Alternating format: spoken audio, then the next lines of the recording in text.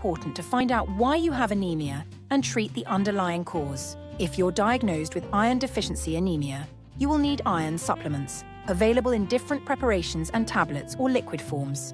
Current guidance is 1 tablet daily or every other day on an empty stomach. Evidence suggests this improves absorption and reduces side effects in comparison with higher doses that were commonly prescribed in the past. They may cause some side effects for some people. For those who can't tolerate oral iron, options include alternate day dosing or iron by infusion.